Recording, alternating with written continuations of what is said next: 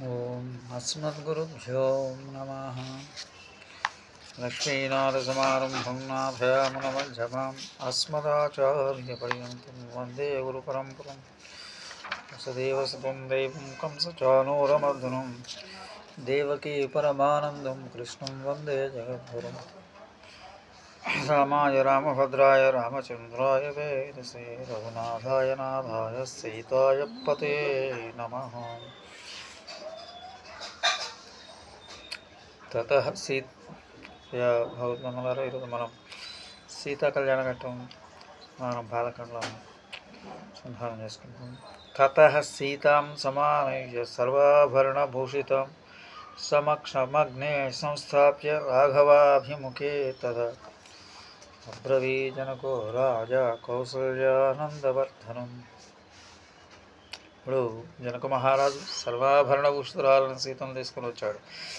అగ్ని సమక్షంలో రాముడికి ఎదురుగా నిలబెట్టాడు. కౌసల్యానందవర్ధనుడై రాముడుతో ఇలా అన్నాడు: ఇయం సీత మమ సుత సహధర్మచరీతవ ప్రతీక్షైనాం భద్రంతే పాణిం గృణీష్వపాణిన. ఈమె నా కుమార్తె సీత, నీకు సహధర్మచారణ అవుతుంది. ఈమెను భారీగా అంగీకరించి ప్రాణిగ్రహణం చేయి, నీకు మేలవుతుంది. ప్రతివ్రత మహాభాగా ఛాయేవానుగతా సదా యచ్చుత్వా ప్రాక్షే భద్రాజా మంత్రపూతం జలం తదా. మహాభాగ్యవంతురాలని ఈమె ప్రతివ్రత అయిన నీడలాగా నిన్ను అనుసరించి ఉంటుంది. ఇలా చెప్పిన జనకుడు మంత్రపూత జలం విడిచి కన్యాదానం చేశాడు. సాధు సాధ్వీతి దేహానాం ఋషీణాం వదతం తదా దేవధం ధ్రువినిర్ఘోష పుష్పవర్షో మహాన్ భూత్. దేవతలు ఋషులు బాగున్నారు. దేవతంబులు మోగాయి, గొప్ప పుష్పవర్షం కురిసింది.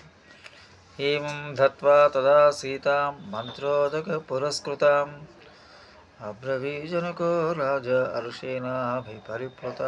మంత్రోదక పూర్వకంగా సీతాదేవి కన్యాదానం చేసి ఆనందంతో జనకుడు ఇలా అన్నాడు: లక్ష్మణాగస్య భద్రం తే ఊర్మిళా ముజ్జితాం మయా ప్రతిష్యపాణిం గృహిణీస్వ మా భూతత్కాలస్య పర్యయః. లక్ష్మణ, నీకు క్షేమగాక. నా కుమార్తె ఊర్మిళ నీకు కన్యాదానం చేస్తున్నాను. స్వీకరించి పాణిగ్రహణం చేయి, ఆలస్యం చేయి. తమేవ యుక్త్వా జనకో భరతం చాభ్యభాషత గృహాణ పాణిం మాండవ్యః పాణినా రఘునందన.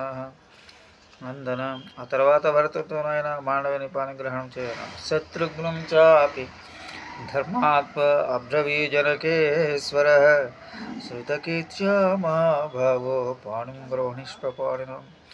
ఆ తర్వాత శత్రుఘ్నులతోనైనా శృతకీర్తన పాణిగ్రహణం చేయన్నాడు. ఆ తర్వాత ఆ నలుగురు సోదరులతో సర్వే భవంతః సౌమ్యస్య సర్వే సుచరితవ్రతాః పత్నిమే సంతు కాకుస్థ మా భూతకాలస్య పర్యయః.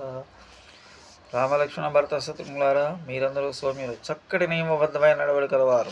మీ భార్యను స్వీకరించారు, ఆలస్యం చేయకుండా. జనకస్య వచ శ్రుత్వా పాణిం పాణిభిరాస్పృశం చత్వారస్య చతుస్రణాం వశిష్ఠస్య మతే స్థితాః.